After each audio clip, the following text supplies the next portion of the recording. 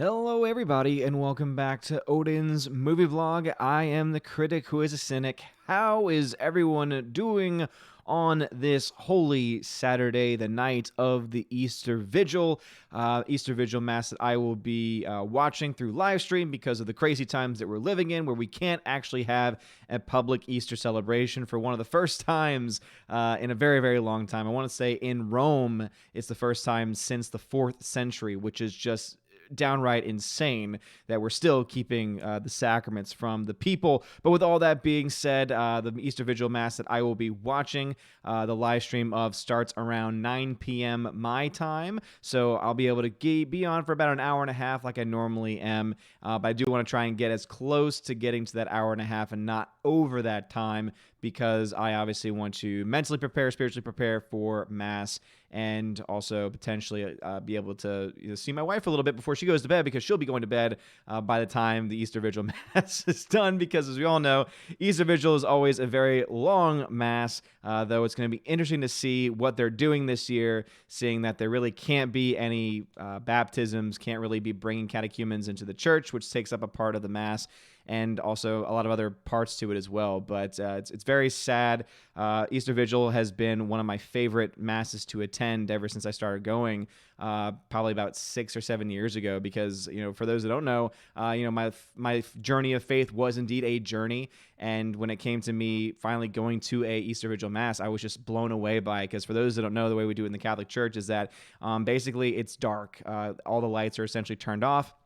It's supposed to have that feeling as if it's a tomb. The Eucharist has been taken out of the tabernacle. Everything's bare. And it just has that tomb-like aspect to it. And then all of a sudden, the back of the church, they do, normally it's outside from the churches that I've been to, they start a fire. The fire is blessed. And then the Easter candle is lit. And then the only light that lights the church as they come into it is the Easter candle. And then there is some chanting, and then they're continuing to walk it down. And eventually what they do is they light candles from the Easter candle. Everyone in the church has a candle, and then everyone's candles are being lit, all from this single procession. And eventually the church is completely lit up by candlelight alone for the very beginning. And it's just freaking gorgeous and beautiful. And it just breaks my heart, because, it's great that we have these live streams going on. I don't know how it's going to be able to translate through live stream. I guess I can probably turn off all the lights in my room and light a candle to try and have that symbolic moment with them, but it's not going to be the same. And, obviously we look to the fact that a lot of it has to do with this pandemic that's been going around. But as I've mentioned and have made very clear on previous streams many times, I cannot help but feel this frustration. I think it started off with anger, but I've asked God to release that anger from me. So it's still, I think, righteous frustration with the members of our hierarchy that are keeping the faithful from being able to publicly celebrate in the way that God deserves, because we keep talking and hearing about, we don't want to, we have older people, etc. But at the end of the day, aren't we preparing for the next life? Isn't the goal the next life and not this one? And if the goal is the next life, and if we have faith in the next life, and if we have faith in God, then why would we not show what I think is the proper due respect? But anyway, that's enough for me on that. That's kind of my mindset tonight. So hopefully everyone is here doing fine. We'll be talking about some movies. I actually just finished today, about 30 to 45 minutes ago, watching Ben-Hur for the first time in my entire life. So shout out to Tina, who's been saying, you need to watch this film. You need to watch this film. It's a perfect Easter film. I had never known anything about the film other than about the chariot race. I'd always seen, footage of the chariot race, and that's pretty much all I knew. Had no idea that there's also a major part of the story dedicated to Jesus and how it connects to the character of Judah Ben-Hur. And so it was just phenomenal. I mean, the whole time I was watching it, and I let Tina know during like the first 10 minutes, I was like, they don't make films like this anymore, that have this epic scale to them that you could just tell they spent not just, money on, because we can always see that in movies, but just the amount of time and energy it took to choreograph all the scenes, all the extras and all the costuming that would have been having to been done for those extras, the use of practical effects and not special effects. I mean, it was brilliant. It was absolutely brilliant. And on top of that, there is that, of course, that underlying message of faith that I think doesn't hit you over the head, but instead gives you just something really, nice to look at, something to think about, to percolate on a little bit. And I have a lot of thoughts about the ending of the film and the way that it's portrayed, but we'll get to that in a second. But let's say hello to some people really quick. So let's see over on D Live. Let's see, we got Captain Dean Heiss over there. And he says, greetings and happy Easter. Happy Easter to you, Captain Dean Heiss. I appreciate you very, very, very much so. Let us see. We got Captain Mr. Peabody in the chat. We've got Adam in the clan spamming hi to Mr. Peabody over there. Let's see. We got Fo Nemo in the chat. Fo Nemo says, Odin is finally watching good movies. And I'm finally watching movies in general, too.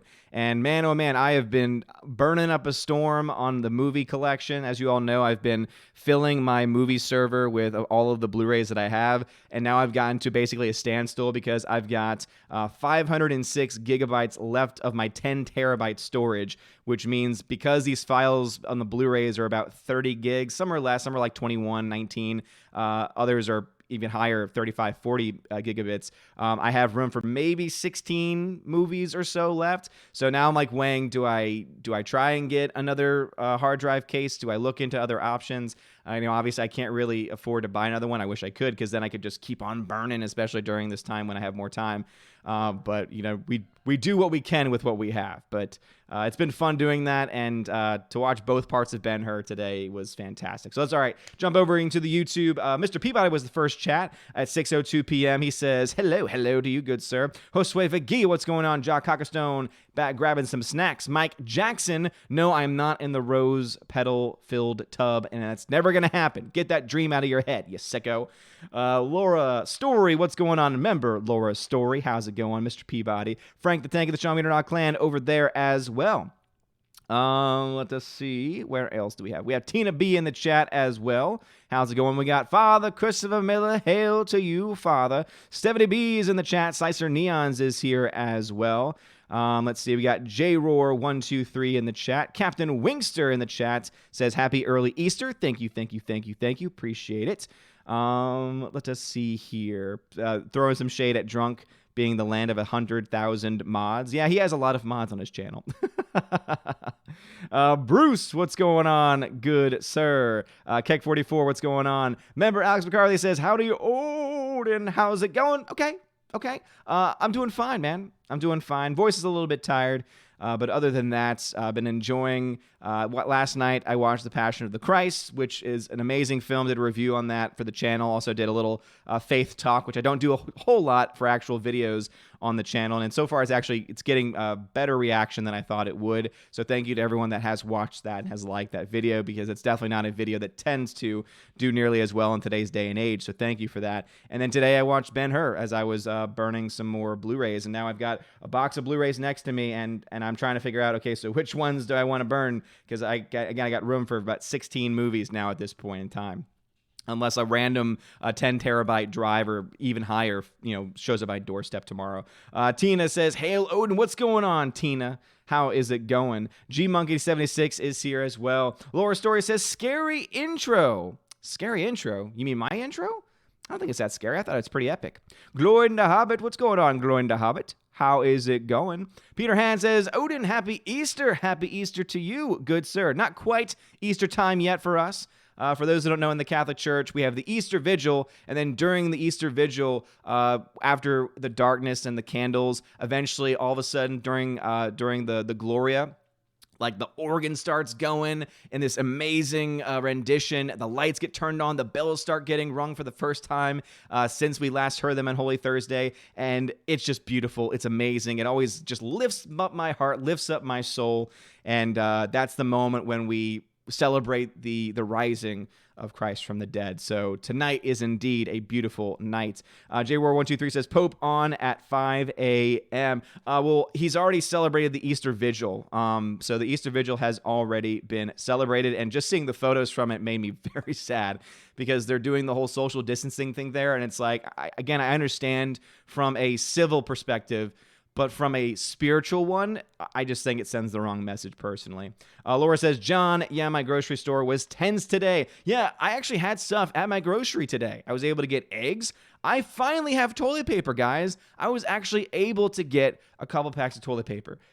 First time in 3 or 4 weeks that I've had access to it. So that was amazing. It was like I came home and I was like, honey, we're rich because we really are rich at this point having that.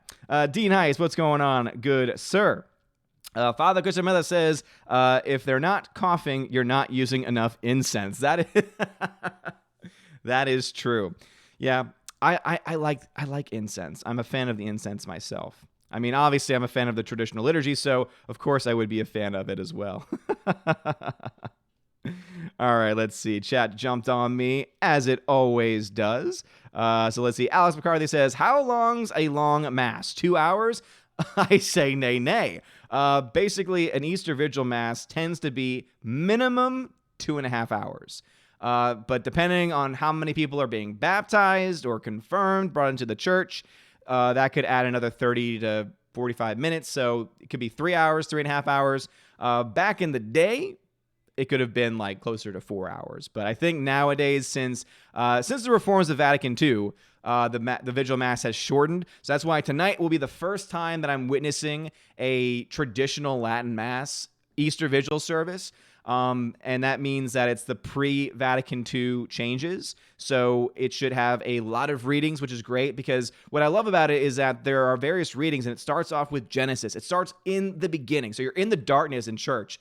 And then the first reading you hear is in the beginning, there was, in the beginning. It's just amazing. It's just, again, it's just that's the way of connecting. And then you go through, the very beginnings of Scripture. Then you go through the prophets, and then you go through the wisdom literature, and then eventually get to the Gloria, and then you're ready for the New Testament. Then you're ready for the Gospel, and you're ready for that first reading of the resurrection. And it's just amazing. I love it. And again, it breaks my heart that we're not getting that this year. Let's see. Father Christopher Miller says, Ben-Hur, about time. Yeah, seriously. I cannot believe that it's been this long overdue. It's a film that I now want to watch every Easter, or at least during the Easter season. I think that not only is it very appropriate for the Easter season, it's also a fantastic film. So thank you for Tina for pushing me especially to watch that movie. All right, let's see. Let's jump over to D-Live. Captain Peabody says, don't worry, Odin, another Aussie movie is on its way. By the way, speaking. So, Mr. Peabody, I've got some good news and I got some bad news. The good news is that in the second box that I opened, 2 of the movies that you sent me were in there. So, Red Dog has been digitized. So that is now in my library. So I plan to watch that hopefully soon. And then also The Water Diviner or Diviner. I still don't know exactly how to pronounce it, but that was the other one that you sent me. So that's the good news. Both of these films have been digitized. Both of these films are now in my Plex library. The bad news is that there was another film you sent me. The name escapes me right now, but basically the movie had, I think, scratches on it, but it couldn't be read by my computer. So it couldn't be read to rip it, and that means, in all likelihood, if it can't, it would basically get to 75%, and then it would stop.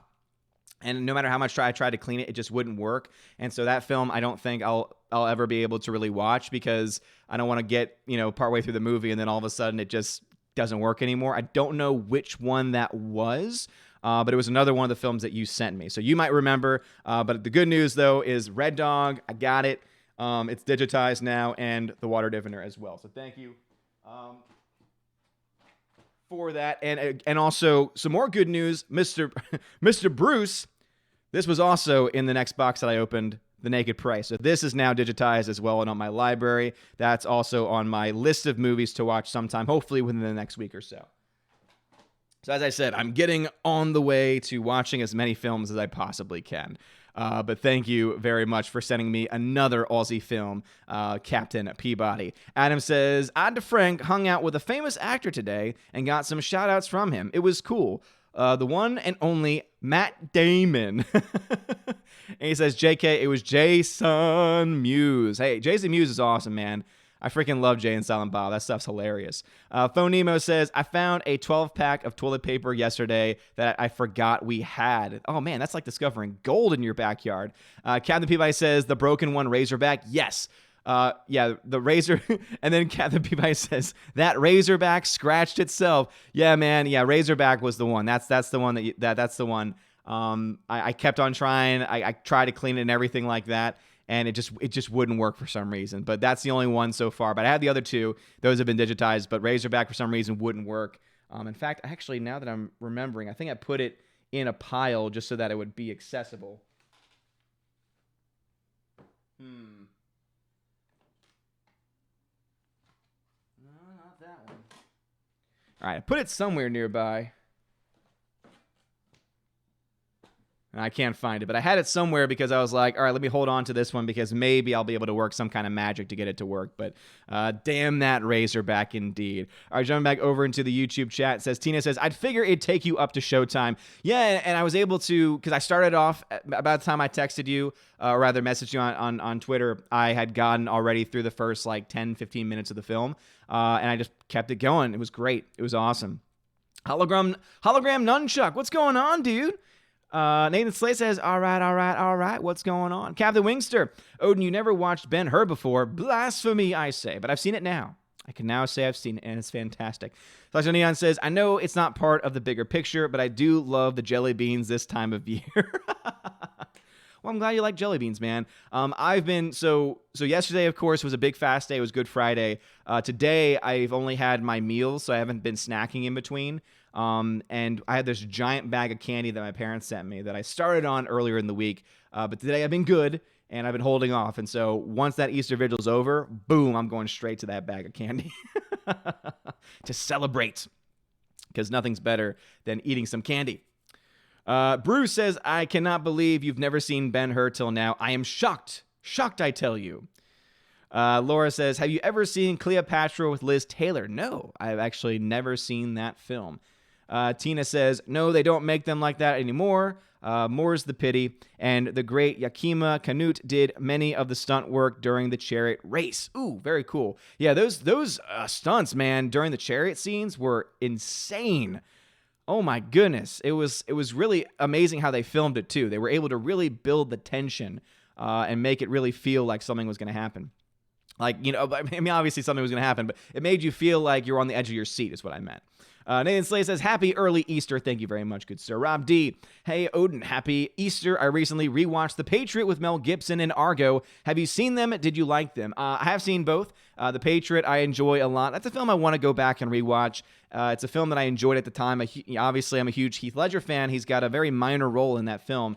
But you got, obviously, Heath Ledger in it. Mel Gibson's in it, and Mel Gibson rocks in that movie. So it's a film that I want to rewatch again soon. I have seen Argo. I like Argo. I don't love Argo. It's a film that I've seen.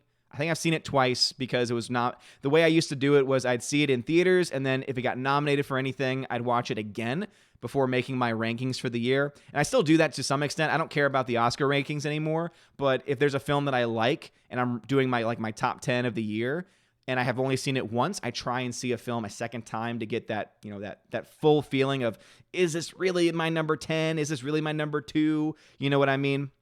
But Argo is one of those films that I saw it a second time and I was like, it's good. I just not really my thing.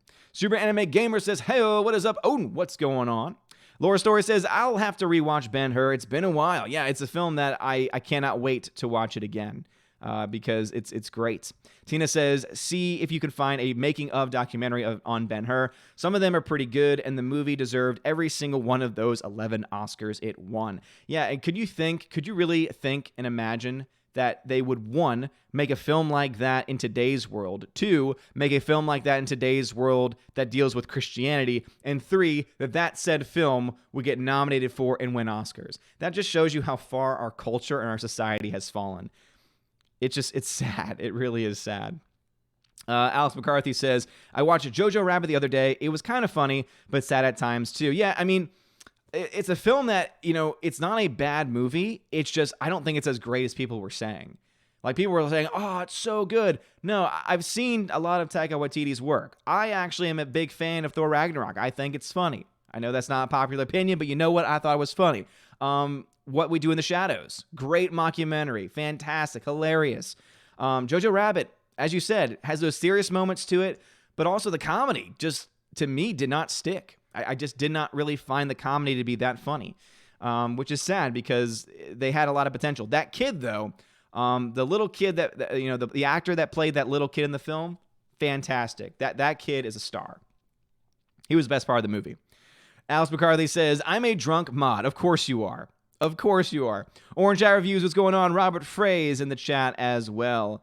Let's see. Mudiam Tokunbo, hopefully I said that correctly, says, how long do you think it will take the movie industry to recover after all of this? Months at the very least, because many suspect the film industry, or rather, it depends on what you mean. If you mean the theaters, like the movie theaters, they're not going to start to reopen in any capacity, like any real capacity, until probably June or July. And even then, it's going to be a slow rollout. You already have many people saying in surveys that have been done that they're not going to rush back to the theaters right away, that most people would rather wait 2 or 3 weeks before heading back to the theater. Who knows what the theater industry is going to look like when you have AMC on the brink of bankruptcy and probably other theater chains too struggling to keep certain locations open. And then, of course, you have Hollywood having to pause productions and probably at some point cancel certain productions that we never even heard of being announced yet, right? In that pre-production phase, possibly getting canceled or put off indefinitely. So it's going to take months for it to have any, for it to recover at all in any real way for us to see. But it's going to have an impact for years. Like it's going to have an impact, a negative impact on the entire industry for years to come. I say months in just like in a short-term view of it. It'll take a few months, it'll take some months for it to get back going a little bit, but it's going to take years for them to fully recover.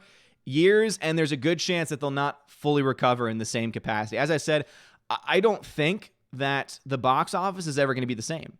I think the days of the box office running the show and determining success of a movie is done.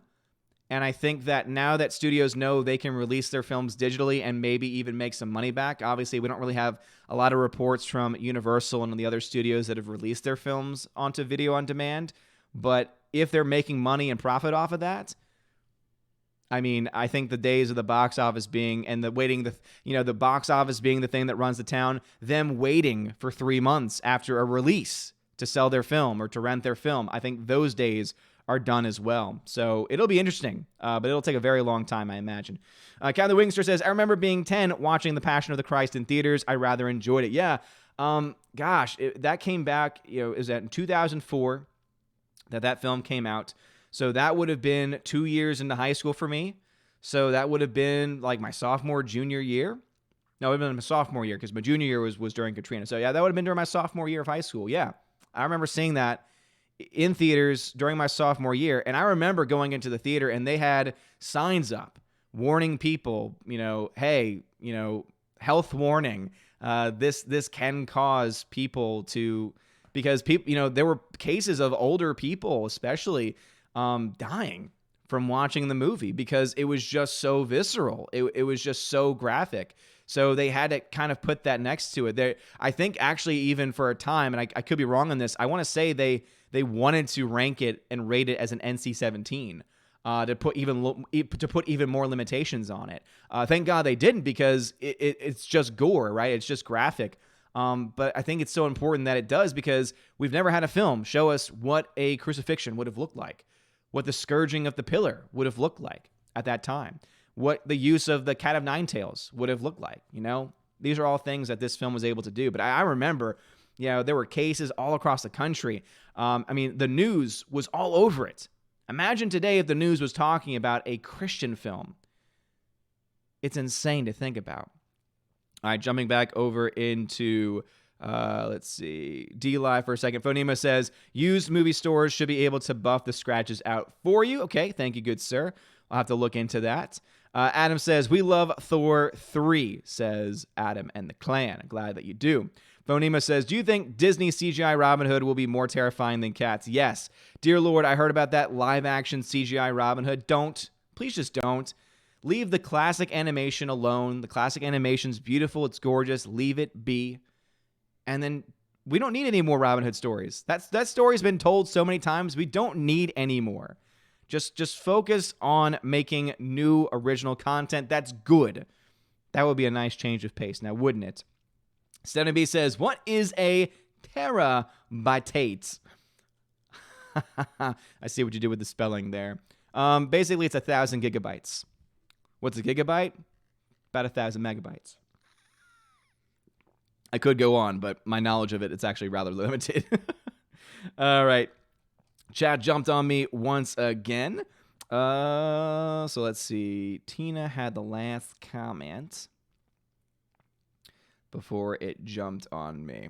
All right, Tina says, I know you saw both of my comments on your Passion of the Christ video. Thanks for the hearts, and you actually made me cry. That video really got to me. Oh, I'm glad to hear that. You know, not that you cried, but I'm glad that it meant something. I was writing it down, and at first I was like, maybe I should make a video for my students. Maybe I should, post something there. But I figured, you know what? No, I want to make a video for everyone to see because it's important to me, and I think that it's something that during the entirety of film, during the entirety of the carrying of the cross, I was like, how amazing is it that a lot of us today really fit into those roles, of the people that mock and spit and ignore, right? Who are we? Who are we called to be? What are we right now? I think those are questions that all of us should ask ourselves and try to be more like Mary. Right? Try to be more like the beloved disciple. Try to be more like these people that were there with him. Let's see. Soul Assassin says, howdy, happy early Easter. Thank you very much. Father Christopher Miller says, ours about 90 minutes. That's too short, man. That's too short. That's sad. That's too short. Jacob Wook. What's up, Jacob Wook says, who should play the Flash? Any actor in mind? You know what? To be honest, the kid, I say kid, he's an adult. The guy from the show, I think he's great. I think he's hilarious. I think that he's a fine actor to play the Flash overall. That'd be like my first go-to choice. I'm sure if I had time to really look through a list of actors and think about it, I could give you a better answer. But right now, top of my head, that's the one I go to. Saito Neon says, your obsession with Catholic tradition irks me. Frankly, I'm incensed. I see what you did there, Slicer. I see what you did there. I call it passion. Tina says, no problem pushing you to watch Ben-Hur. It's a beautiful movie. See if you can find the silent version. The chariot race in it is also spectacular. There's a silent version. Is this a film that was kind of like with Ten Commandments where it was remade and the previous version was silent? Let me know, Tina. Glenzer says, how common is the nuisance of cell phones use in church as bad as theaters? Not really. Not that I've ever noticed, but then again, when I go to Mass, I don't usually look around, and that's why I love the traditional Mass, the Latin Mass, so much, because you don't have to worry about the sign of peace. You don't have to worry about someone trying to hold your hand for the Our Father, right? These things that are not necessary to the Mass. The holding of the hands during the Our Father, that's actually not specifically asked for. That's something that people just made up on their own in the spirit of Vatican II. And then the sign of peace, obviously, it's inherently a good thing, right? It's a good thing to show peace to other people, but some people just turn into this whole thing like, oh, yeah, oh, you. And it's just like, that's not what's important. What's important is what's right up there on the altar. That's what's important. That's what our focus should be. And so that's what I love about the Latin Mass is because they don't have that sign of peace. The sign of peace is only shown if it is what's called a solemn high mass, is shown basically between the priest and the deacon or the subdeacon and the deacon. I forget the exact names of the roles, but basically it's done up on the altar and the people don't partake in it. It's done on our behalf instead. And you know what? I like it that way because it means I can focus on my prayers. It means that I can focus on what's truly important. And so because of that, and even when I was going to non-traditional Latin masses, the Norvis Ordo, the English mass, various versions can be called, even when I was going to those, I would normally be trying to focus on my prayers. So I didn't really notice it that much. So I really can't say it. I would say if there's any issues, it's people talking after Mass. It's people who, as soon as the choir finishes singing and everything, even before then, like they're just out the door, talking and yapping in the back, being disrespectful to the people that are staying in the church, praying. It's this whole thing. That's why the Latin Mass, normally you don't have that going on either. It does happen sometimes, but not always. Not always. Anyway. Let's see. Hologram Nunchuck says, ever seen The Yakuza with Robert Mitchum and Ken Takagura? Good East meets West film. No, I've never seen it. Never even heard of it. Tina says, Water Diviner was Russell Crowe's directorial debut. I heard it was good. I never saw it. Russell kind of burned me out a few years ago thanks to some of his Twitter idiocy. Well, if I watch it this week, I'll let you know how it is. Jacob Volk, that is a repeat question. Jacob Volk, don't repeat questions. There's no need to do that. If I'd say comments were skipped, then you can repeat. Don't repeat questions, good sir. Please don't do that. Bruce says, I have high hopes that you will like The Naked Prey. I hope so, man. You've been building it up, man. It better be good. It better be like the best damn thing I've ever seen. That's all I'm going to say. That's all I'm going to say, Bruce. Let's see. Alice McCarthy says, I saw a tiger, now I understand. I saw a tiger, and a tiger saw a man. Boom, son. Oh, so do you want to become the next Joe Exotic? Good luck with that. Over on DLive, Captain Peabody says, how many bits are in a byte? Just 8. Damn you. That will throw off the math. It will throw off the math. Absolutely. Adam, Frankie the Clan says, the TV Flash was played by Grant Gustin. Thank you very much. Yeah, so Grant Gustin, I think that he would be a fine actor to play the Flash. So that's where I would go with that. Member Twirly Wolf, what's going on? Twirly Wolf says, I can't watch Ben-Hur unless I double it with The Robe. Ooh, I've heard of The Robe. The Robe is something that's been discussed with me, so never seen The Robe, though. So interesting combination of things. And it's interesting that you would say, I can't watch Ben-Hur, which is over 3 hours, unless I watch another movie as well. That's some dedication right there, Twirly Wolf. Tina B, thanks for letting them know how to contact me. I appreciate you very much. Larry says, question 67 and 68. What? I need context. Member Twirly Wolf says, have you ever seen the film Ostrov, also known as The Island? If you mean The Island by Michael Bay, yes. And yeah, I actually love that film. That might be my favorite Michael Bay movie, because it's so unlike Michael Bay, but also, oddly enough, it's a very pro-life movie. So there's a lot of reasons to love it for a lot of different reasons. But if it's the same one I'm thinking of with Scarlett Johansson, then yes, I have seen it and I really enjoy it a lot. Father Christopher Miller says they did mostly with The Passion of the Christ. Who did mostly with what? As I hear my wife singing in the background. I was like, I don't know how much of my microphone picks up sound, but I stopped for a second. I was like, oh, she's singing. I hope she's having fun. Let's see. Super Anime Gamer says, I'm good. For some reason, quarantine has made me nostalgic, so I spent my day watching anime and digital window shopping for Yu-Gi-Oh! I'm such a nerd. Dude, it was PewDiePie. PewDiePie did a video featuring Yu-Gi-Oh! And it made me want to get back into Yu-Gi-Oh! Again.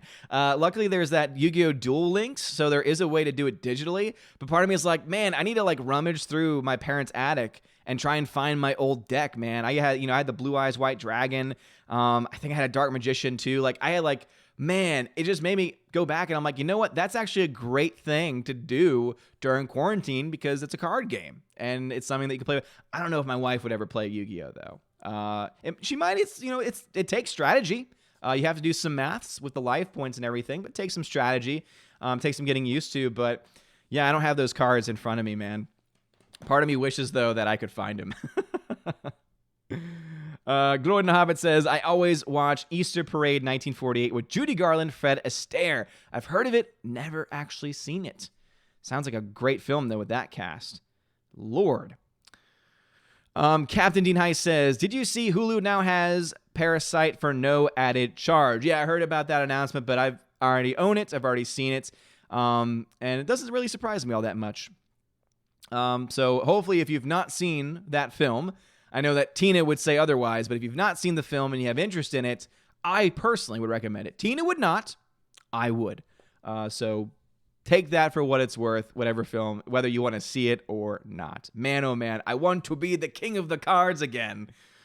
If I like randomly went to my PO box one day and I had a pack of Yu-Gi-Oh cards, I would actually probably like geek out a little bit. I'd be like, ooh, I don't know what I have.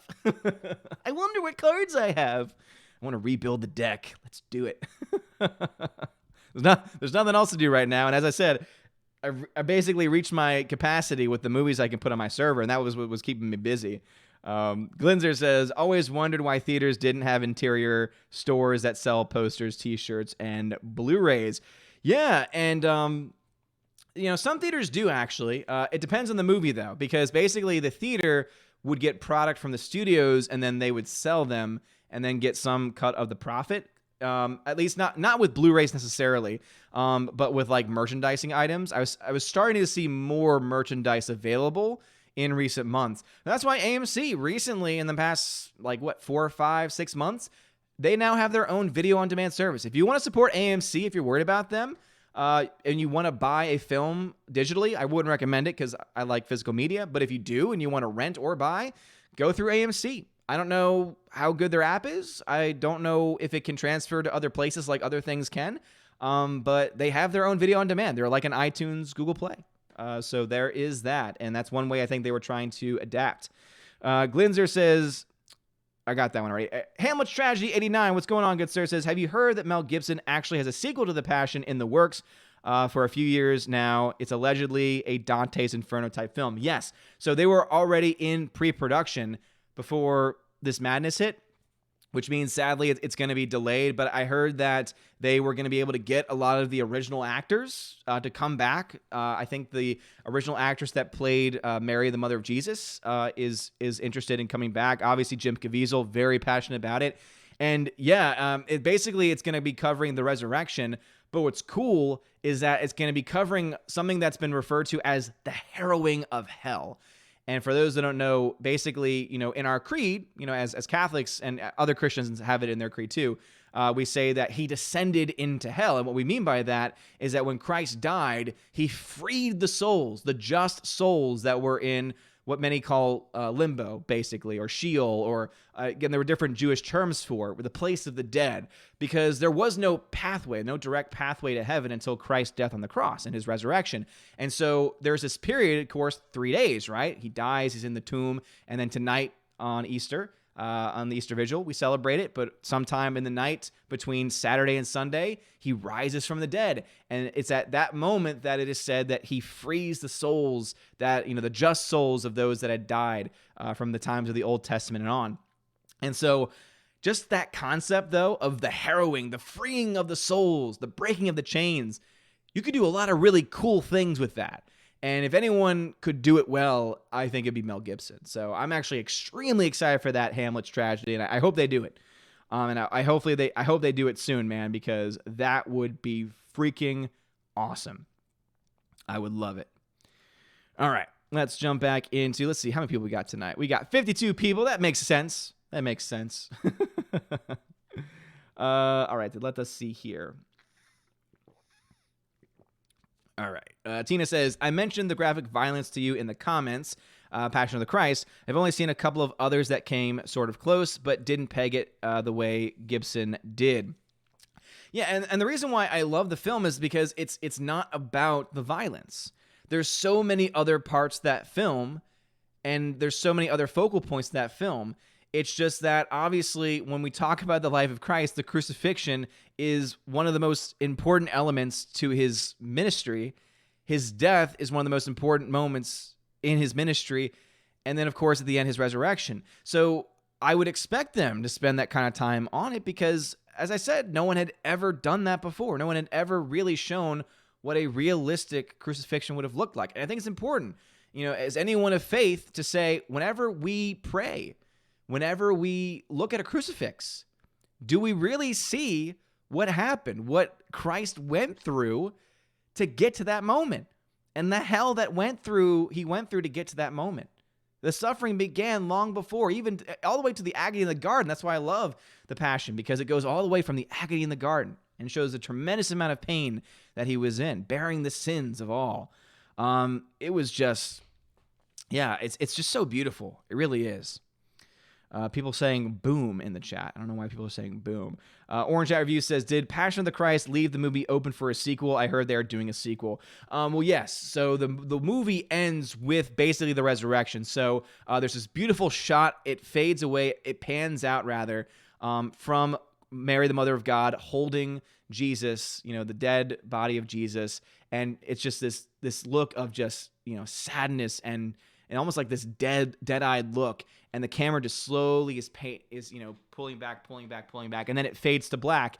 And then the very next thing you see is the stone being rolled away, the light coming in, shining forth. You see the garments that cover the corpse of Christ. All of a sudden, the corpse underneath it seems to vanish. It falls down, and then who do you see? You see Christ rise up, and you see the holes. You see the stigmata in his hand as he walks out the cave, and that's how it ends, with him walking out the cave. So what the sequel would cover is the events that happened prior to the resurrection, prior to him leaving the tomb.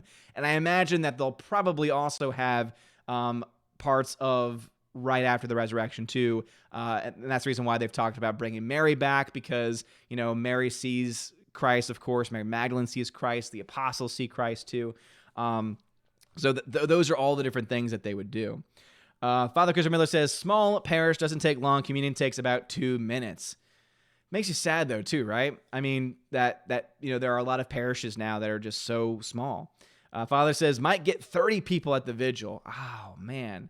Yeah, that is a very, I guess I'm used to being in a city, city of New Orleans, and I wouldn't know what it would be like here in Tennessee, because this would have been my first vigil here, but alas, not happening.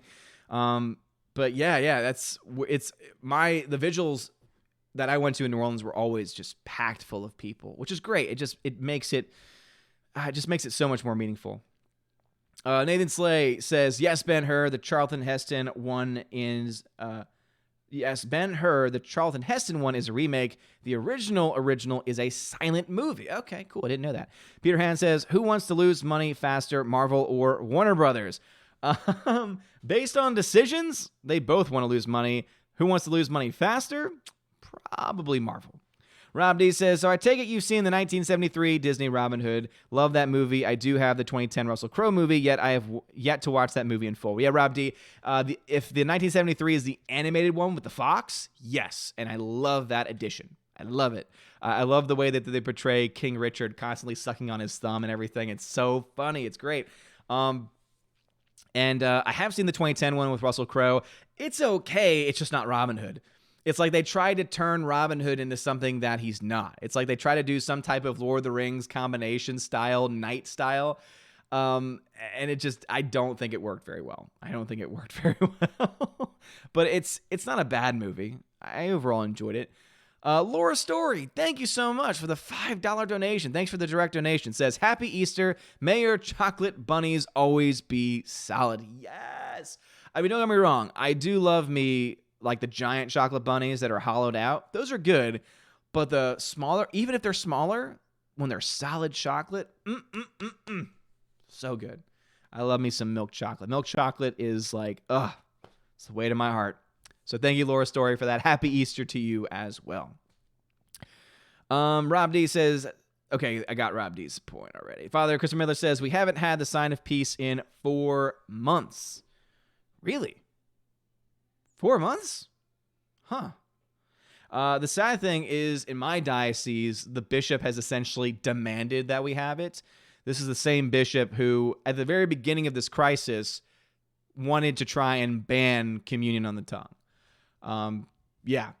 To say that I have issues with what's going on in my diocese is the least of my concerns. And I've brought my concerns directly to the bishop, and he wasn't having any of it. So I don't know who I can go to after that. That's something I do, like, once all this is over and we hit summer, however far I can go to file a complaint, I'm going to do, because I think that the way that, especially the responses that I got from him, not befitting of a bishop, I would say. Tina says, yes, the silent version was made in the 1920s with Ramon Navarro in the lead. It's actually closer to the novel, which was written by a Civil War general named Lew Wallace. Interesting. Is it longer or not? I saw someone said, Gordon's alive. Glowing the Hobbit says, Dan Murrell is leaving Screen Junkies. Nobody cares. Yeah, I saw was it Popcorn Planet had that as a headline, and I'm like, why should I care about that? Like, I don't really care about Screen Junkies. Screen Junkies has really just, like a lot of these other big movie conglomerates have proven themselves to be worthless because they shill to no end to keep their access. It's ridiculous. Dan Merrill's probably the one I have the most respect for because he does a lot of box office tracking, but even he is biased in sometimes when he does his tracking too. So good for you, man. I guess he's going on his own or he's joining another conglomeration of sorts. I don't know. Souls asks this, I remember one time the priest went into a fury when half the people left the mass early. Very scary. You know what, though? Sometimes that's what needs to happen. Remember, there was a time when Christ turned the tables over in the temple. You will not turn my Father's house into a marketplace. I think there's times when that kind of response is needed. Anger, frustration, hatred, those are things that obviously we should try to avoid. But there's also righteous anger. Right? When we see a sin happening, when we see, it's like seeing someone getting robbed. We don't just sit back and say, oh, I can't be mad at you because you're hurting somebody, right? No, we say, get off of that person, right? And hopefully we're the ones that, jump into action or at the very least, call the cops, get involved. So there's times in our life when we have the ability and I would dare say the right to be angry and to be mad. So I think that priest definitely sounds like he would be, again, I wasn't there. I don't know the full context. I don't know what he said, but it sounds very much like he would be in the right. Because if you are not even at the final blessing yet and people are leaving because they're trying to get to their car early, what priorities do they have? Like at that point, a good question is asked, why are you here? Were you here just so that you could receive the Eucharist? And if so, do you really believe this is by the blood of Christ? Because if you do, why would you want to leave here so quickly? Some people have legitimate reasons. It happens. But yeah, sounds to me like he probably would be in the right for doing that. Let's see. Laura Story says, redundancy irks. Redundancy irks? What? I need context. What is that? Father says, love it. I don't know what you love. Father says, trying to think if that's that one or Operation Petticoat where the kid at the end says, hi, Mr. Grant, and they kept it in the movie. Again, I haven't seen those movies, so yeah. Tina's like, context! Exactly. Always need context, especially when it's movies I haven't seen. Laura Story says, Carol Baskin. Oh, Carol Baskin. She's done it, man. She did it, Laura. She did it. I don't care what anyone says. Alrighty, jumping over to D-Live. Captain Peabody says, wait, Christ died? Thanks for the spoiler alert. I know, and spoiler warning, he rose from the dead. Oh man, I just spoiled everything. I just spoiled salvation history. I'm sorry. I love you, man. Thank you for that. Phonema says, Prince of Thieves was a good Robin Hood movie. You mean when Robin Hood doesn't have an English accent? Adam says, sorry to hear that, brother, about your work. What did I say about my work? About teaching? I forgot again. I don't remember what I said. Captain Dean Heiss, thank you for the 3 ice cream donations. I appreciate it, man. Thank you. Adam says, I'm glad that we're cheering you up. You always cheer me up, guys. Going to Hobbit says, imagine no quarantine. James Bond 007, No Time to Die would have dropped this weekend. Damn, you're right, dude. Forgot about that. Shows you how much we care about that damn movie. The Bishop. Thank you. Yes.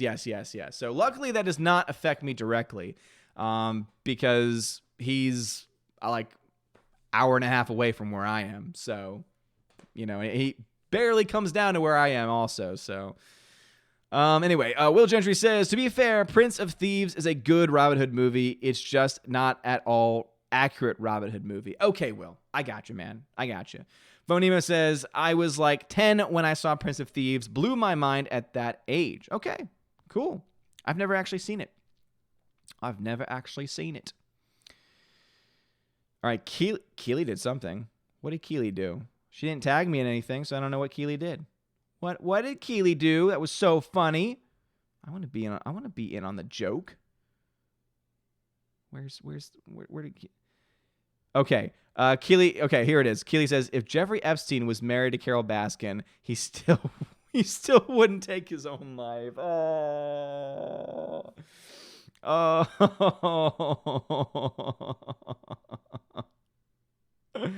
Oh, that's savage right there is what that is. Keely Chow says, if there was a Justice League television series from Joss Whedon's Zack Snyder, who would play the DCEU Flash on TV? Oh, Joss Whedon's Zack Snyder. Ah, Lord. I wouldn't watch it. I like Joss Whedon. I don't like Zack Snyder. So no, thank you. I don't know who they would play. It'd probably be someone that did not fit the role, though, if I had to take a guess. Tina says, context Parasite. Yeah, I saw Parasite was on Hulu and started laughing. No, I won't be rewatching it to see if I change my mind. I have better things to do, like filing my nails. Tina, maybe now you can finish the movie? Maybe. Father says, read Office of Reading, second reading today for this. Okay. For what? Again, Father, you gotta give me context. You can't just say for this and then expect me to know what this is. There's too many things. There's literally like thousands of threads that happen in any given stream. Oh, I need context. Good sir. I need it. Adam says, only Robin Hood you need is Mel Brooks' Men in Tights. Tights, yes. Fantastic. Will Gentry says, Prince of Thieves is the kind of movie that your cynical side would struggle with, but you could unplug your brain and enjoy it. I hope so. Captain Peabody says, let me know if you have any more Bishop problems. We are training drop bears to ride razorbacks. They are quite effective. I wouldn't want any harm to come to the person. I would just like a new one. Captain Nice says, did you hear about the reporter that asked Trump about pardoning Joe Exotic? I've heard about this, and I love how Trump's response was, oh, we'll look into it. Could you imagine if, like, before Trump leaves office, whether it's this term or next term, I think he's getting another term, but we'll wait and see. A lot of crap is in the air right now. Who knows what the hell is going to happen?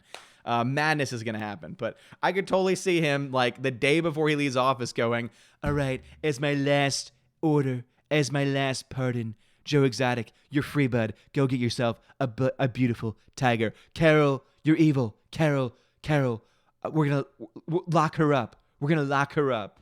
That'd be... Could you imagine? Joe Exotic gets freed, and then Trump using some random power arrests Carol Baskin. That would be enough for a season 2 of that damn film. Oh, man. All right, Trolley Wolf says, sorry, I should have been more descriptive. Ostrov is a Russian film about forgiving yourself and others. It's pretty deep. It kind of explains the Jesus prayer, pray unceasingly. Oh, okay. No, I've never seen that before. And yeah, Jesus Christ, Son of God, have mercy on me, a sinner. That's that Jesus prayer. Yeah. No, I've never seen that before. Ostrov. Interesting. So what's the basic premise of the film? Sounds good. I like the Jesus prayer, but I've actually been saying it more recently. All righty. Let us see. Where are we? The chat has jumped on me once again. All right, where's Trolley Wolf? Because that was the last comment that we had. All right, I've passed that up. What? What?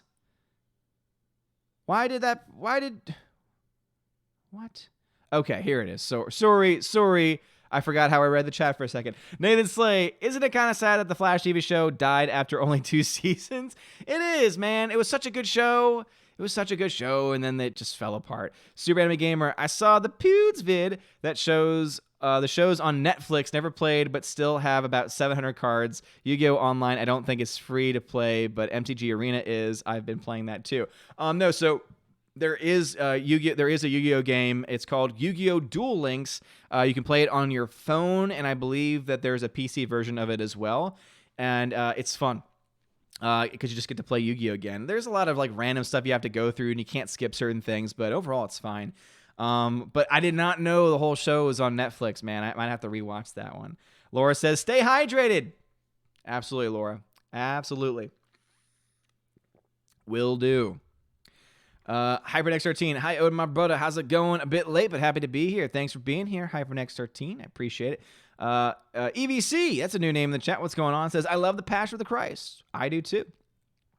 Father Christopher Miller says, thinking of movies, have you seen the pro-life movie Bella from about 2008? No, I have not. Bruce says, tomorrow will be Charlton Heston viewing day for me. The Agony and the Ecstasy, Ben-Hur, the Ten Commandments. Damn, you're going to watch all three of those movies? Holy crap, man. Make sure you grab yourself a wonderful beverage, maybe some popcorn, some candy. Enjoy the day, man. Sounds like a wonderful Easter. Father Christopher Miller says, Robin Hood Men in Tights. So good. Brian Kim, what do you think about the 1917 Blu-ray? Friends telling me it was more of a theater movie than a home movie, if that makes sense. That does make sense. I think the Blu-ray looks great.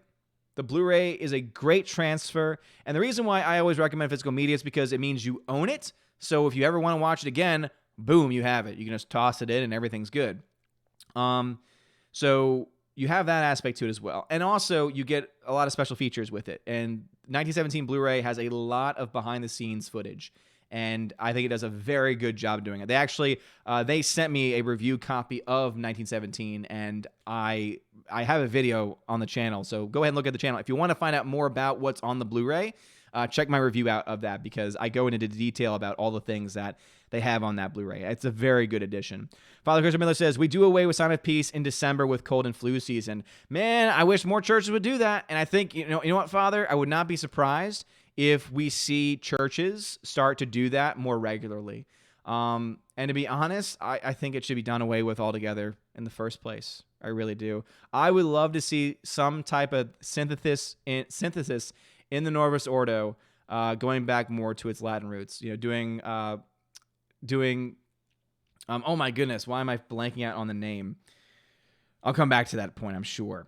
Darkside Droids, I see that new name. What's going on, man? Nathan Slay. If Ezra Miller gets a pass due to the fact that he's part of the alphabet community, I'm going to flip out. Well, here's the thing. Again, here's the problem. I don't like cancel culture. You know, I don't like people just being told you're done. You don't have any opportunity for redemption. Because I think you know, even though I've got my issues in my diocese, he's still a bishop. I respect the office, and I think that he has the opportunity to, you know, to redeem himself. I think that is a chance that he has. And I pray for it. I pray for him all the time. I pray for him daily. I pray for his conversion. I pray for the conversion of the Pope, because again, the Pope is the Holy Father. So I always have that for, you know, that paternal love for the Holy Father, but got a lot of issues. Does a lot of things that I think are hurting the church. So I pray for him, and I pray for his conversion too. And, you know, at the end of the day, I think that I don't like that. But to your point, Nathan, how many people have been canceled because of things that have been less than what he did? You know, I think that if we're going to have a standard, everyone should be kept to that standard. But I also think that we shouldn't cancel someone for their entire career, is what I think. Same reason why I'm a huge Mel Gibson fan, and I'm so glad to see Mel Gibson getting work again. That's why when I saw Bloodfather from 2016, I'm like, damn, Mel is back and he's doing a great job. And I had the people in the comment section of that video tearing me apart because they were like, oh, but he said these terrible things. And I'm like, years ago, when he was under the influence, when he was an addict, that doesn't excuse the behavior, but man, we can't just hold on to these few things. We can't. An eye for an eye makes the world go blind, as the saying always goes. Sison Neon says, an older non-animated Robin Hood, also on Disney Plus, not bad. I find Maid Marian more attractive than the animated version, which relieves me. I like Foxy Girls, but not that much, says Slicer. So Slicer's not a furry. Okay. I'm glad that we have established that. Jumping over to D-Live for a second. Will Gentry says, objectively, what did you think of The Passion? I've not seen it, but I've heard a lot of people complain about it for various reasons. Objectively, it's good. Watch the review I did of it, because in the video today on the channel, I do go into faith talk, but I dedicate a portion of it to a objective review of the film. I think the biggest complaints that I hear about it usually are more subjective. So for example, some people say, oh, it's not accurate to the gospel accounts, which I would actually argue for, because if you look to all of the changes or variations, almost all of them are biblically or traditionally based in some capacity. And Father can correct me if there's anything that's completely like, again, there's a flashback scene, for instance, where it shows Jesus and his mother interacting. That's nowhere in Scripture, but it's in the context of, but he was a son, and they did interact with each other, and he was a carpenter like his father, most likely, because, again, that's what would have been happening at the time. And so a lot of things they do in there make sense within the context of the story. So the biggest complaints I hear are, oh, well, there's those moments, which are very few and far between. Most of it's actually, I would say, very accurate to the accounts in Scripture. So that's one complaint. The other complaint that people have is they're like, oh, it's anti-Semitic. And the only reason why they say that is because of the comments that were made by Mel Gibson when he was under the influence and years ago. I don't find any anti-Semitism in the movie. All we see are the fact that the Jewish leaders of the time did not like Jesus. Read the gospel accounts. It's very clear that that's the case. They wanted him to get crucified. I mean, they wanted the dude to get crucified, right? At its most basic level, taking faith out of it for a second. They wanted the dude to get killed. All right? And I think personally, they portray the Romans worse than they do the Jews. The Romans are shown to be savages. Almost. So those are usually the two complaints that you hear. And I think both of those you can see are subjective points of view. But cinematography is beautiful. It's gorgeous. The editing and pacing are very well done. The acting is phenomenal. If there's any reason to see it, the acting is freaking phenomenal. And so I would highly recommend it for that reason, for sure. All right, let's see here. Jumping back to D-Live. Will Gentry says, being an addict doesn't excuse your actions, but it does explain them. People get those two mixed up. Exactly. Hold people accountable for their actions, but realize that people can make up for their mistakes. That's what I believe. I believe people can. NG1TEAV, thank you very much for the $5 super chat, and I believe you put in a sticker, so thank you very much for that, man. I appreciate it. I'll get to that sticker in a second. Phonemo says, do you see a lot of cheap, low-budget movies coming out quickly when theaters reopen? No, Phonemo, here's what's going to happen. When theaters reopen, you're going to see a lot of older titles, either from this year, last year, or even older than that. And you know what? The smartest thing that studios and theaters could do would be to say, we're going to offer a bunch of cheap tickets to bring people back. Theaters could say, we're going to offer some combos on drinks and everything, so that's way it's more affordable.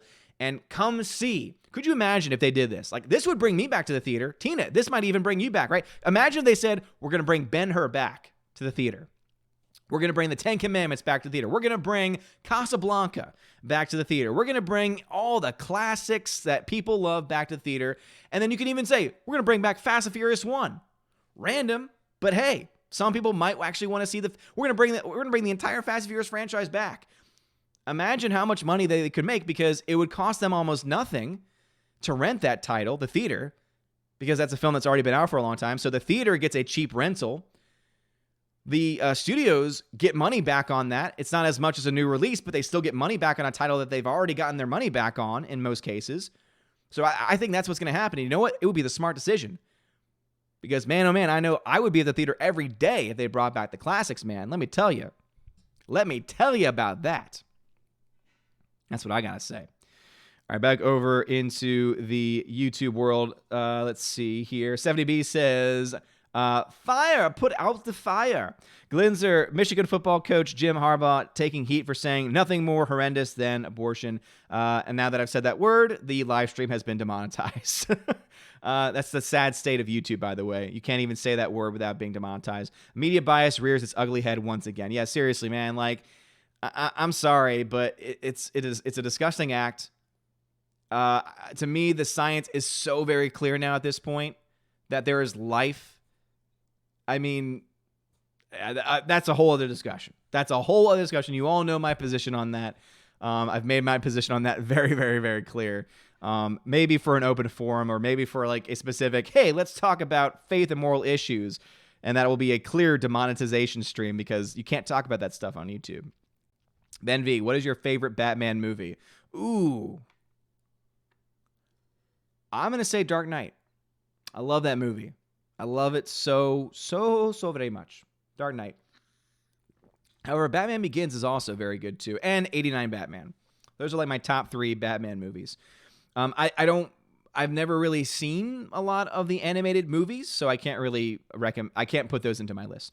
Let's see. Father Christopher Miller says, could be worse. You could have Tobin or Supich. That's true. Father, this is very, very true. Although I give major props to Supich for setting up a squad of priests trained and geared to do anointings for this outbreak. Yeah. And again, I think that even people that we have the most issues with can show themselves to have some graces at this time. But yeah, that's a good point. Let's see. Tina says, I saw the Russell Crowe Robin Hood, and it was just meh to me.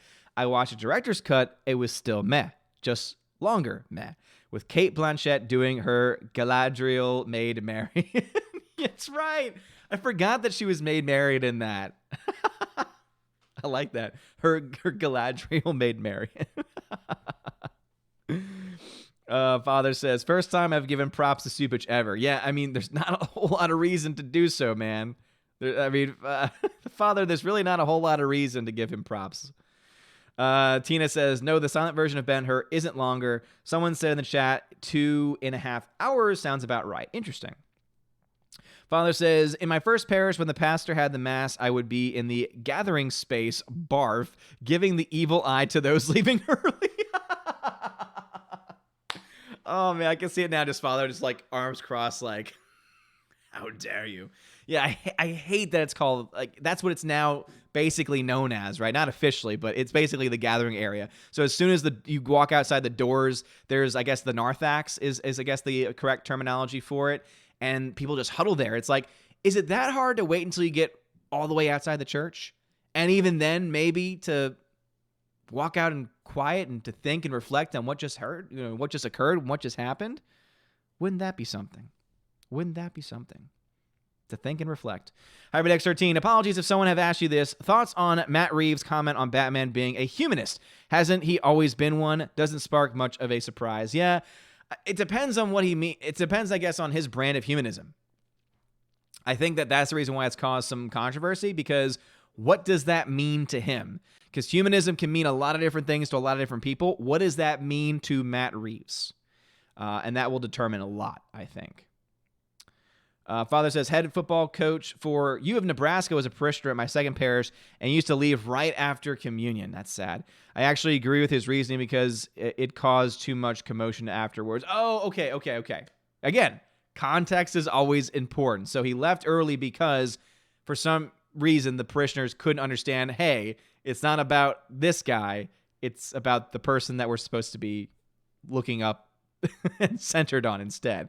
Father, I think that's a good example. It would be like, I think, if a celebrity went into a church and it was not a church that they normally attended, and they noticed that people were eyeing them throughout the mass and everything, and they just knew that something was going to happen, and they're like, I don't want to distract anymore, and they, did something else, right? Or I think a respectable thing to do, I think this would be another way to do it. Imagine like they leave the pew early, but they stay in the narthex, and they just stay right by the door, and then as soon as it ends, they do the sign of sign the cross and then leave, and then that'd be another way to do it. But again, I think that's a prudential judgment. That's up to the person. That is definitely up to the person. Oh man, we got two. Oh wow, we got a super chat, and holy crap. All right, let me go ahead and see if I can pull this up. Streamlabs, because those are longer messages, and I want to make sure I'm able to get to all of them. No, not that. Hopefully, will it still work? Maybe, just maybe, it'll still work. I hope so. It did. Cool. Twirly Wolf, thank you very much. Twirly Wolf, thank you. You're already a member. Thank you for an additional $20 super chat. Says, really enjoy your commentary. Thanks for bridging the gap between faith and pop culture. No problem, Twirly Wolf. Thank you for being here. Thank you for finding the channel. It's been great to have, more aspects of faith being brought up in these discussions. I'm never shy to bring faith up, because obviously I teach religion. I teach theology in high school. I have a master's degree in theology too, so it's kind of, my backyard as another way of saying it. And so I love talking about it. So Yeah, I love being able to bridge those gaps too. So thank you, Twirly Wolf, for that super chat. I really do appreciate that. Thank you. Reed, what's going on, Reed Palancia, over on direct donation via Streamlabs. Thank you very much. A $50 donation. Thank you, Reed. You always drop those on me, man. Thank you so much. Says, let's see. He says, looking at how people lived in the past gives greater appreciation to how better our lives are today. Many settlers in America died from unfamiliar diseases. I do miss the old black and white films. They are interesting. Yeah, no, I agree. And I think that it's going to be interesting to look back at this time in 20 years, to remember this time in our history in 20 years, to see what the history books write. Because I think the sad thing is that we've become we're so much more political now than we were back during that time. You know, we're able to look at history, I think, through mostly, again, not perfect, but mostly non-political lenses. I don't think we can do modern history anymore without having a political bent. So I would not be surprised if the history books talk all about how, Trump failed at this and China, I would not be surprised if they try and politicize in the history books these events that are happening now in 20 years. And it's sad because, yeah, I mean, you look at what's going on today and you think to yourself, okay, it's bad for a lot of people, right? It's bad for a lot of people. A lot of people are getting sick. A lot of people are dying. But think about how things were, 50 years ago.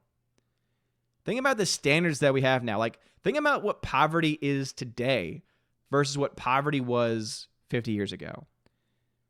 It's amazing how much we've grown as a country, as a culture, as a world in the last 50 years.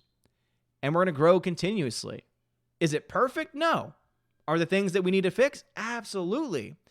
But we shouldn't fall into the state of dread to think that, oh man, everything is so bad and so terrible, without also looking back and say, but you know what? Things could be worse. Things have been worse before. And when we do that, I think it makes us more thankful for the things that we do have in our life.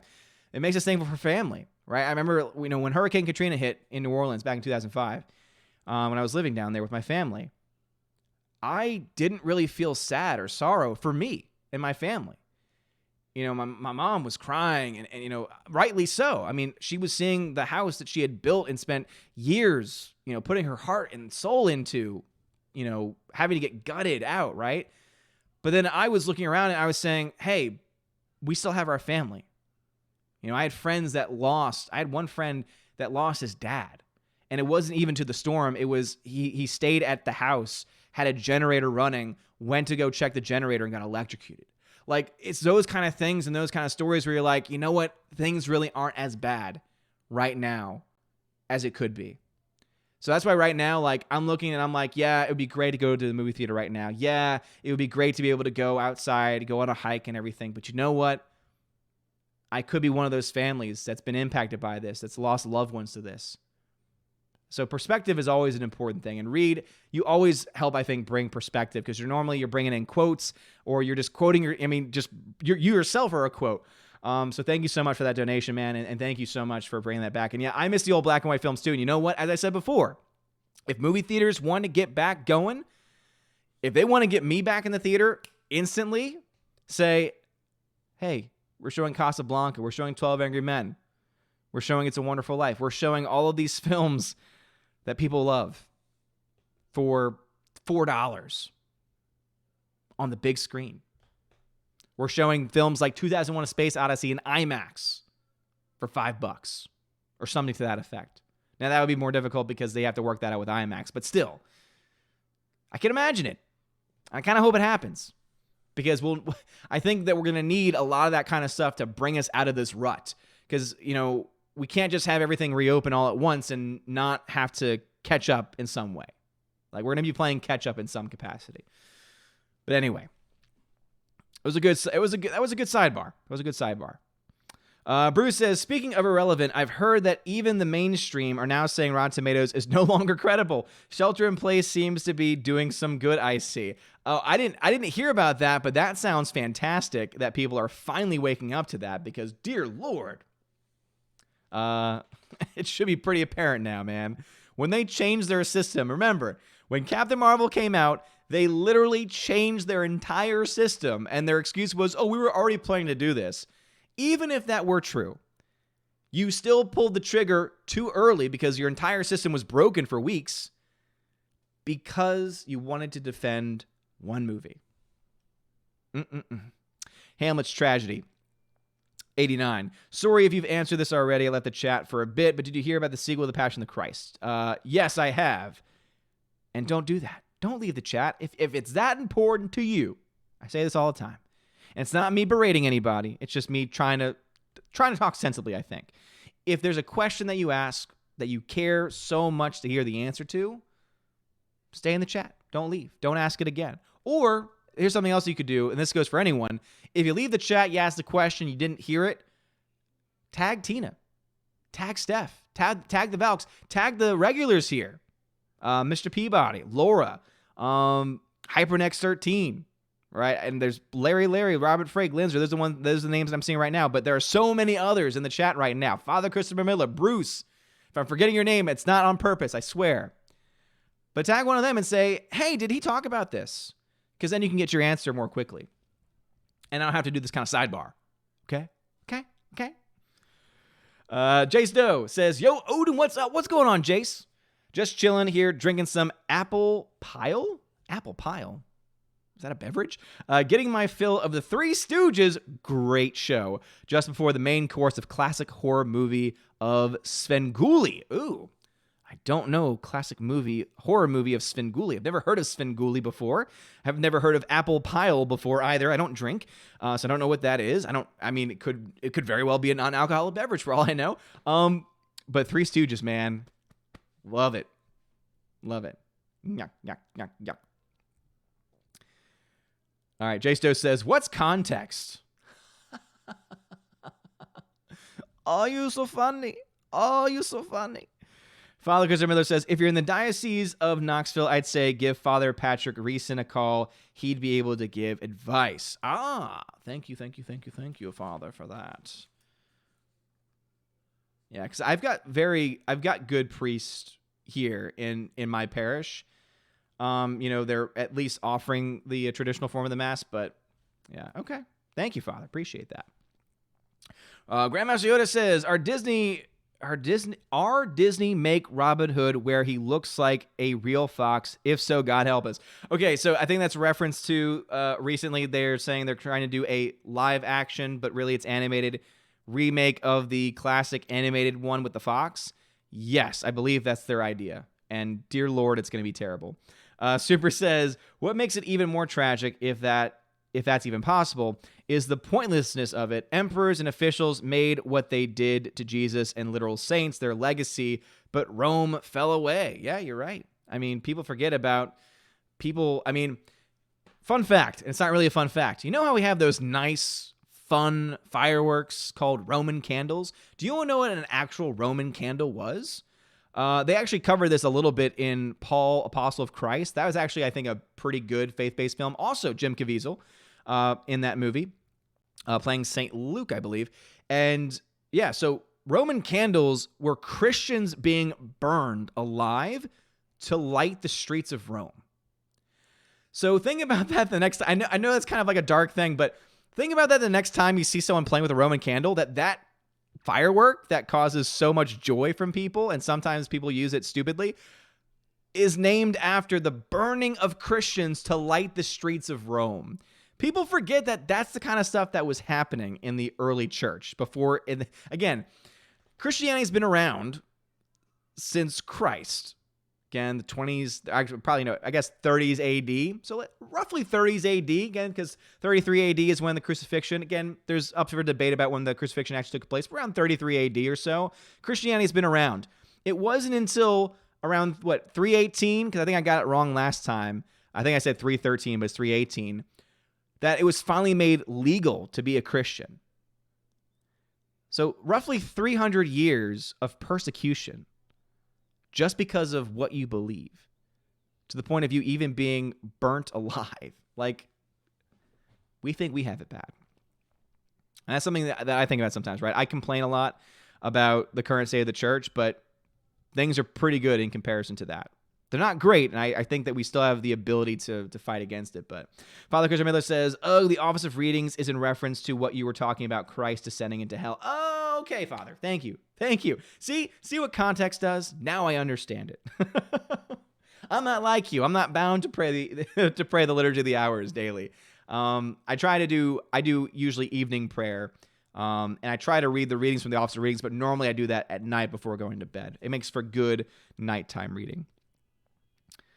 All right, let's see. Orange Hat Reviews, small religious question. I know Mary Magdalene witnessed the resurrection, but I have heard her name was defamed as a prostitute. Did that happen, or was that just in the movies? So, yeah, basically, it was actually even a pope that perpetuated that myth. So if you look to the actual scripture, Mary Magdalene was a supporter of Jesus, a follower, disciple of Jesus.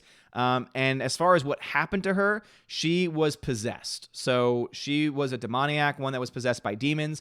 And so Christ drove the demons out of her. So that's her relationship with Christ. She became a follower of Christ after being freed of the possession that was taken hold of her. Yeah, she's oftentimes mixed with another woman in scripture who was about to be stoned for adultery. So actually, the Passion of the Christ does make that mistake. As I said, the Passion of Christ is not a perfect movie, but it does seem to portray, even though, I don't think they ever name Mary Magdalene in the film. In the credits, she is credited as Magdalene. They do combine her with the woman that was about to be stoned, but it's a different person. So you see that happen a lot, though, that through history, people sometimes get mixed together. So that is actually, Mary Magdalene was not a prostitute. Jay Stowe says, we need more Mel Brooks comedies for sure. Bring back Monty Python as well. Abso-freaking-lutely, man. All right, Brian Kim had the next comment, so hopefully nothing was skipped, but I cannot promise. So Brian Kim, your comment was skipped because YouTube sucks. Right now I'm at 7:55 in the chat. It's 8:20 where I am, so I'm 25 minutes behind, and I'm going to have to start to rush through these because I'm going to have to start preparing for Mass soon. So let me jump over to D-Live people because there's less comments over there to keep up with. Let's see. Will Gentry says, nobody can write objective history right now. It makes me wonder if that was also the case back in the day and how that would have affected the way they wrote and hence what we now perceive to be factual. Well, there's definitely evidence to suggest that, because what's that common expression? Winners are the ones that write the history. You usually don't hear the loser's perspective on history. But that's why I think that because we have so much access to so many documents nowadays, we're able to get a more accurate understanding of what happened at the time. I just think that things are much more politically motivated now. Again, politics has been around for a long time. And I think politics has influenced history for a long time too. But I think we can all agree not to this degree, if you understand what I'm saying. Phone emo, didn't Disney value all the good old movies? Oh, wait, sorry. Didn't Disney vault all the good old movies? Seemingly. Sadly. I think a lot of them have been released on Disney Plus since it's been released, but yeah. Adam says, I am still thankful for Odin. Without Odin, I'd have no Mr. Peabody or any of the great people here. Well, thank you, Adam, man. I appreciate it. Yeah, Adam and Peabody have been around for a very long time, and it's been great to see their friendship grow. That was from the early days when I was able to jump onto Discord after streams, and we talk for 20, 30 minutes, an hour. They would keep talking for hours after. And so to see their friendship grow has been awesome. And sadly, Adam was going to visit Peabody in Australia, but of course the beer bug kind of put a delay on that. Not a cancellation, a delay, because it's going to happen. Will Gentry, cinemas will never show films like that. It would be like a step backwards, and too many people would complain for that to happen, in my opinion. Oh, for them to release older films? I think they're going to have to, though. What are they going to show? They're not going to have brand new releases right away as theaters open. At least I don't think. So they have to show something. So it's either the movies that they already have, which, will do something, but you do already have theaters doing that, by the way. There are theaters that do a lot of retro release times. But you know what, man? I would love for them to see if they could do that. Again, that's more of a hope that I have. Captain Peabody says, yep, we are always here because of the respect and love we all share for each other. Damn right. Peabody says, I know I always say stuff like that, but it means a lot to me. Hey, man, trust me. And I always appreciate this kind of comments because I agree. Again, it's amazing what this small little community has become and continues to be. It's great. And sometimes we don't tell each other enough. You're right. You're absolutely right. He says, you created a family community here, and we love you for it. Well, thank you, Peabody. I really do appreciate that, man. Can I have a belly rub? No, you can't have a belly rub. You can't have one. I know that was for Adam, but I saw it anyway, and I'm like, no, you cannot have one.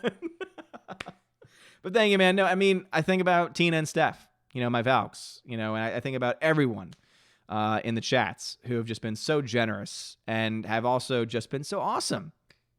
And bring me into their, I think about it in this way, I'm being brought into their homes right now, right? Even though it's not many, 56 people are bringing me into their homes right now. It's amazing. From all over the world, from Australia, UK, America. Adam says, we can start to tag you more in comments if you like. That's okay, man. It keeps me sane. Will Gentry, people had too many other things to worry about back then. Worrying about politics was a luxury when every day was a fight to survive. That's an excellent point, man. Dr. Fauci has apparently followed me on DLive. I know that's not the real one, but thank you. Adam, where are the girls? Arf, arf to them.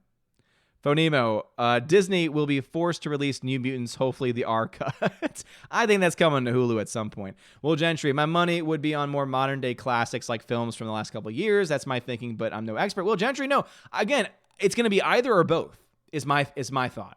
Either or both. Either recent films, maybe not classic, but more recent releases in the last couple of years, or classics, or both. Or both. Yeah, belly rubs are not social distancing. Captain Dean Heiss, you're right about that. All right, jumping back to the YouTube chat, Super Anime Gamer. So again, sorry, some comments were skipped. So you know who you are. I've already mentioned it. But at 7:55, Super Anime Gamer says, will you be watching Prince of Egypt as well? I've already seen it, and I love it. I love that movie. Sasha Neons, just remember when watching Yu-Gi-Oh, they break the rules all the time. A little less so in the spin-off, but Deus Ex Machina in Yami Yugi's signature move. You're right. They don't follow the rules at all. Road Trip Dave, thanks for following me over on YouTube. Appreciate it, man. They don't follow their own rules. Father Christopher Miller says, I hate the sign of peace. I just hate what it's become. I understand why it's there, and I think that there's a good reason behind it, but what it is just, it's not good. Ben V, when do you think they'll get a Disney Steamboat Willie live action movie? Within the next 5 years. Bruce, I've got all day to watch them. Boom! For all the Charlton Heston movies. Boom, baby. That's awesome. Let's see. There it is. NG1TEAV says, keep it up. Yeah, I'm going to pump you up. Thank you, NG1. Appreciate it, man. Father Christopher Miller says, if you want to get into questions, then when was the Passover meal in regards to John versus the Synoptics? No, again, there are so many questions that can be asked about that movie. I agree.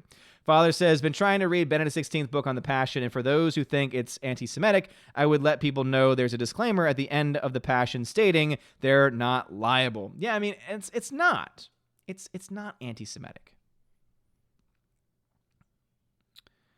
Nathan Slay, I get what you're saying, but his career is in grave danger. Oh, okay. So no, I agree. His career is in danger for sure because there's a lot of people that are mad that are pushing for it. And you know what's interesting though? What if he had pushed and done that to a man? Would there be the same reaction? Just gonna put that out there. Put it out there. Let's see. Glory in the Hobbit says Gladiator versus Ben-Hur. Which movie was better? I've seen both. I prefer Ben-Hur. Actually, I think I prefer Ben-Hur. I've just seen it, and I haven't seen Gladiator in a couple of years, so I'll go with the one that's fresh in my mind. Tina says, context classic movies in the theater. Yes, I'd go. I'm there. I might even watch Fast and Furious 1 again. I know I would. I like the first Fast Furious movie. 1 through 6. That's all that exists in my head, though. Glory in the Hobbit. I want Christopher Nolan Interstellar back in theaters. Dude, Interstellar back in IMAX? I'd go see that.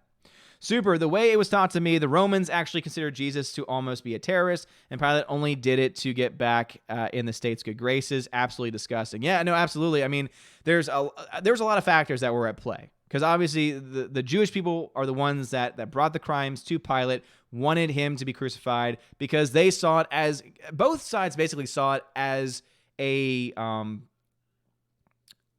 challenge to their power and authority. And we all know, power corrupts. Power corrupts. HyperNext13, I already saw some of the movies, and I could have seen this coming. Classic movies are the reason why I'd go to the theater sometimes. Lord of the Rings trilogy, Princess Mononoke. Classics are better than new movies. Those are all the movies that you were like, hey, are you going to go see these movies? I see it. I see it. Laura Story says, oh no, my $5? Wait, what? What about your $5? I shouted you out. Is that what you're talking about? I shouted you out. HyperX13, The Dark Knight vs. Empire Strikes Back. Choose your destiny. You see, I think that's a mood question, to be honest, because I think they're both excellent films. Right now, as of right now, I'd go Empire. As of right now. Rob, the original theatrical Star Wars trilogy back in theaters, when they reopen it, it will be as if this never happened. Dude, talk about, I mean, that would be a tough place to be in, because imagine if Disney, because they own it, Disney releases the original unaltered Star Wars movies in theaters. Would you go see it? Would you go see it? Original unaltered Star Wars. But it's Disney. Slicer, Adam West Batman film, I never leave my cave without shark repellent. I've never seen that one. Soul Assassin. You might like Kingdom of Heaven, the director's cut. Real good. I've seen it, dude. And yes, I like the theatrical cut, but holy crap, the director's cut's fantastic. Let us see here. Father Christopher Miller says, I have no clue what the term is for when you enter the church, but I have to say I do love it as it makes talking to people easier. But oh, how I hate the liturgical terms such as gathering space. Yes. I know Narthax is sometimes used for the back of a place of worship. Darkness, what the heck is Easter Virgil? Easter Virgil? I don't know what Easter Virgil is. Easter Vigil is the Vigil Mass of Easter. So it's the anticipation of the resurrection of Christ. It is the Easter season. Father Christopher Miller, it's been 10 years, but I think that's what the coach did. By the way, his son was one of the best altar boys. We're the only diocese who only have altar boys. Was one of the best servers I ever had. Boom, man. Keeping the acolytes the way it should be. Amen, Father. Amen. HyperNext13, Odin, once I'm done with Breaking Bad, will El Camino be worth it? Yes. I think is it as good as the series? No, because it's just one movie. I think it's worth it. Helps that the same person that made and created the series did the movie. So yes, El Camino, I think, is worth it. It's a good end point to Jesse's character. I think it's a great end point to Jesse's character. So it's not unnecessary at all. You've heard mixed things. I would argue it's a good film because it's a well-made movie too, so that helps. Nathan Slay, what are your opinions on Jack Nicholson's Joker? I laughed more than I was creeped out by him. I mean, that was a mob boss Joker, basically, and yeah, I loved it. One of my favorite Joker moments of all time is let's free our minds or open our minds? Let's open our minds. And then he's dancing through the art museum, covering all over it, dancing to Prince. It's great.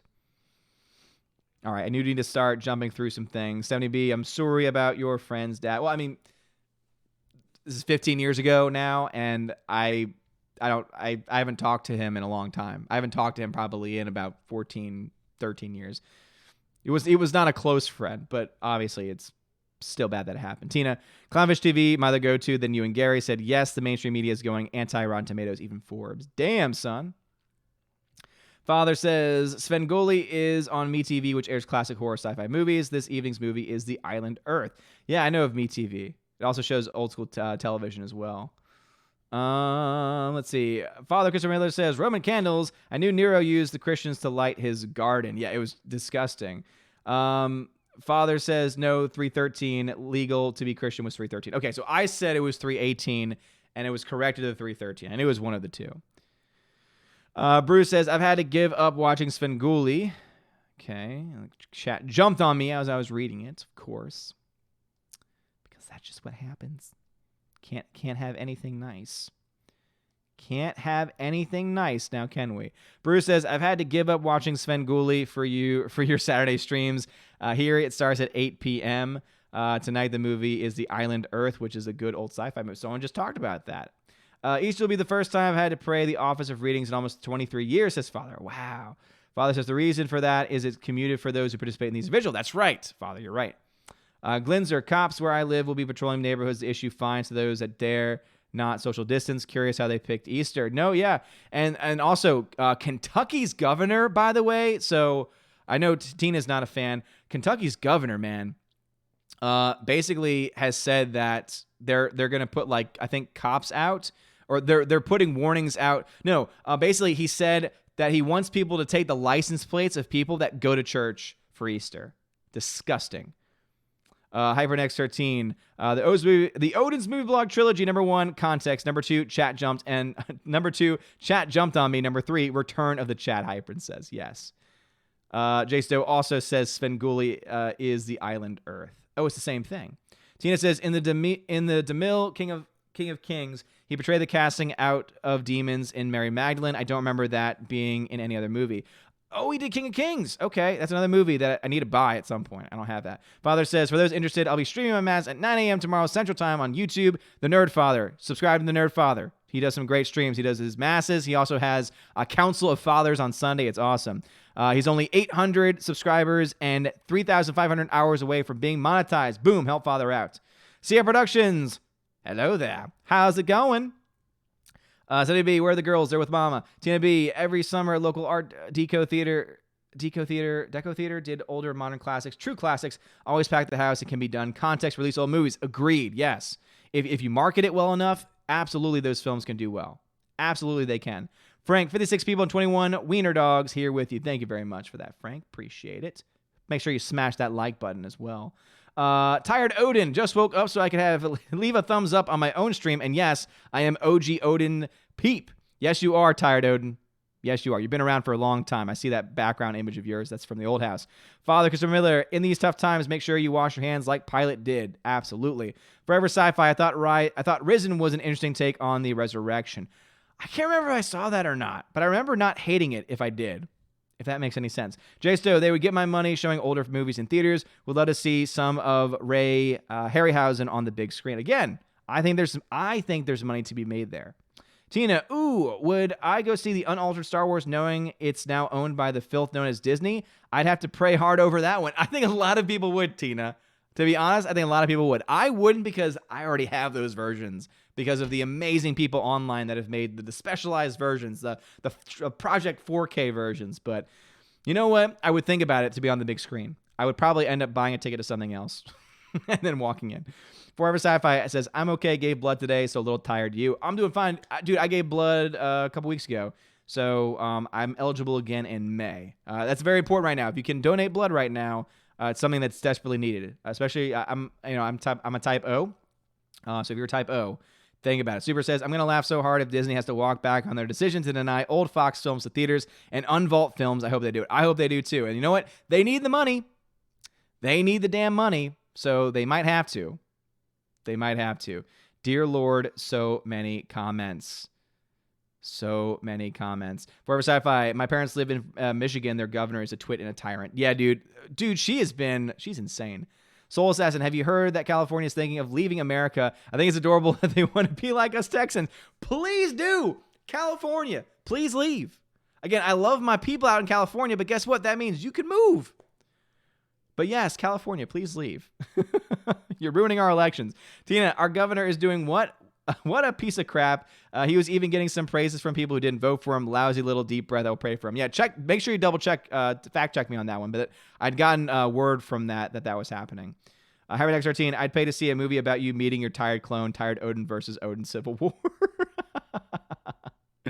Father says only 3,500 hours away. Nathan Slay, should Dirty Harry be released in the theater? Sure, man. Again, that would be a good movie, I think, to be released. I think they could do it with that one. And Adam says, thank you again for doing this. We love you all, man, and we're here for you. Thank you so much, man. I appreciate that. Phonemo, as much as I would love to see the uncut versions of Star Wars in theaters, they aren't getting another dime of me. Phonemo, I respect that decision, bro. I respect it. Will Gentry, I wouldn't be surprised if they do some big chains, do reruns of the entire MCU. I think that would be a good cash grab. I think you're right. I think old school MCU would be a good one. All right, boom. I got to go because I got to mentally, physically, spiritually prepare for Mass, and also, of course, say goodnight to my wife. So thank you all so much for being here tonight. To all the people that donate, thank you. For all the people that are just here in general, thank you for leaving a like button. Thank you for being supportive of the channel. As Mr. Peabody and Frank have shown, this is a great community that we have here. I hope every single person has a wonderful and blessed Easter. For those that are going to the Easter Vigil tonight digitally, God bless you. For those that are waiting for tomorrow, God bless you. For everyone that is religious, God bless you. For everyone that's not religious, God bless you as well. Christ died for all of us, and I keep all of you in my prayers. So thank you so much for your support. I love you guys so very much. Happy and blessed Easter.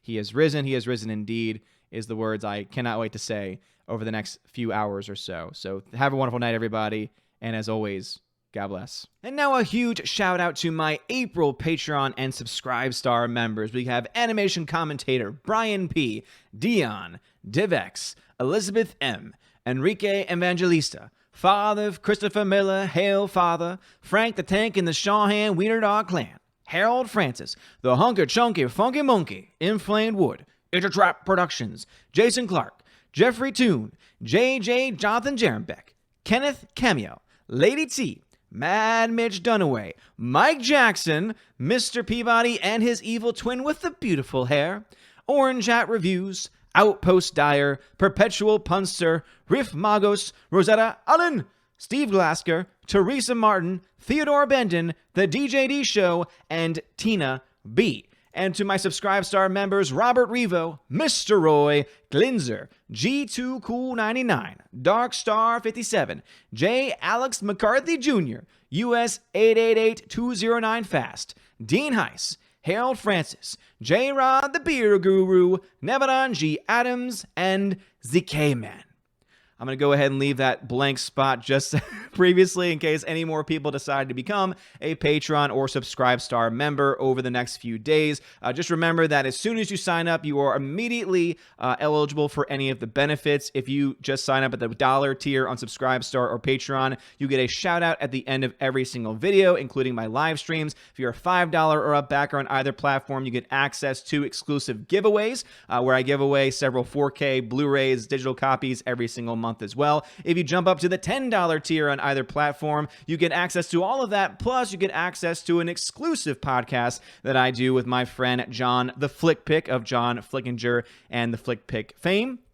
We do a bi-weekly podcast, so every 2 weeks or so we do one. So you get probably about 2 or 3 depending on what's going on, probably more so now with everything going on in the craziness of our world. But you do get access to that. Also, if you are at that $10 tier, it means that you get to take part in the Q&A part of that podcast. And so about 24 to 48 hours before the podcast, maybe even longer beforehand, I'll leave a post in the Patreon Subscribe Star. You'll be able to leave a comment on a question that you want us to answer, on a topic that you want us to cover in a future podcast as well. All of that you have access to. And if you're a $25 backer and up, you get all of those things. Plus, you get a t-shirt for your first month. That's right. You get a free t-shirt, high quality Odin's Movie Vlog t-shirt.